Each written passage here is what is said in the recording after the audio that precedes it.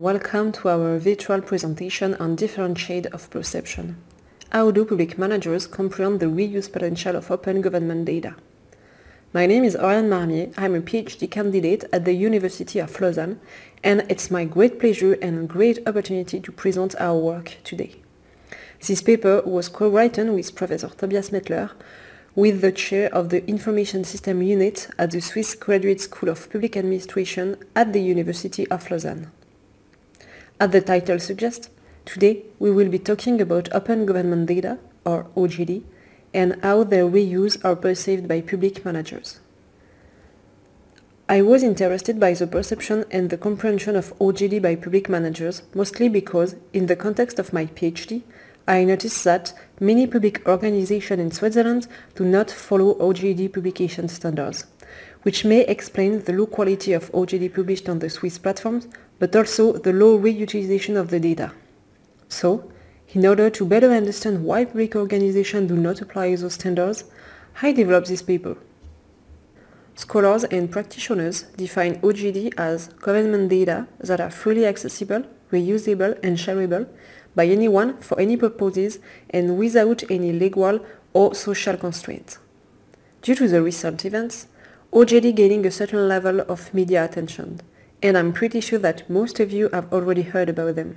In fact, most of the visualizations illustrating the evolution of COVID cases, like the one you can see on the screen, use OGD. However, open government data movement is not new. Many democratic countries during the last 15 years started to implement OGD, with the objective to increase transparency and trust between citizens and their governments.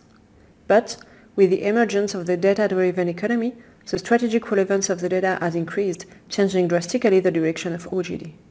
From the perspective to be an instrument for promoting good governance, counteract corruption, or empowerment citizen participation, OGD became an enabler for data-intensive business venture or a source for reducing government spending.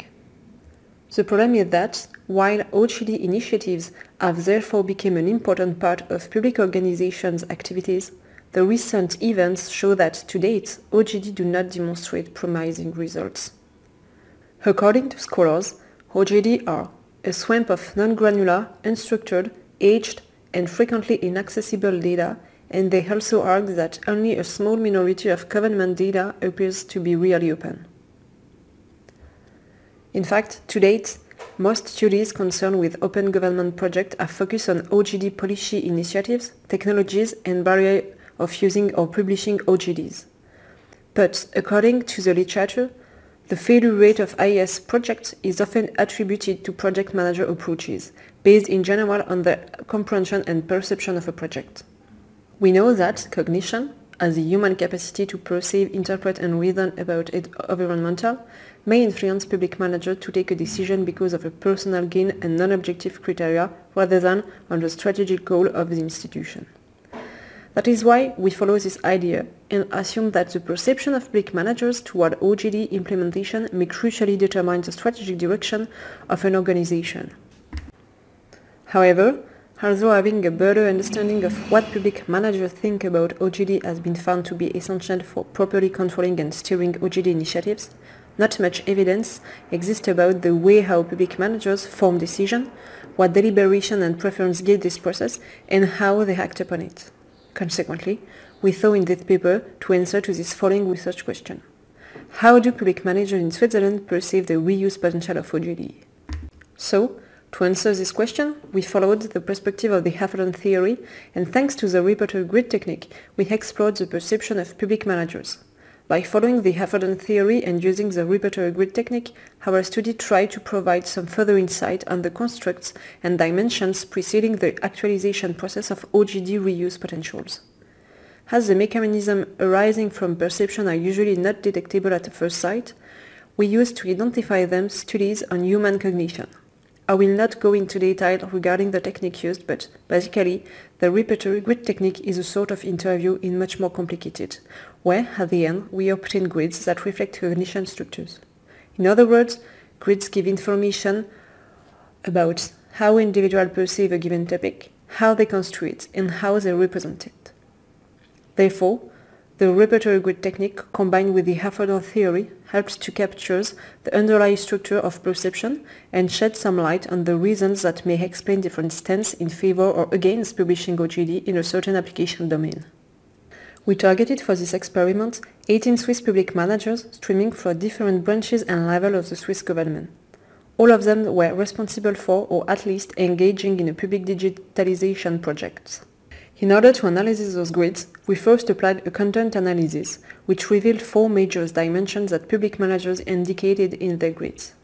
The first dimensions express the extent to which the actualization of OGD reuse potentials should be taken by an individual person or a group.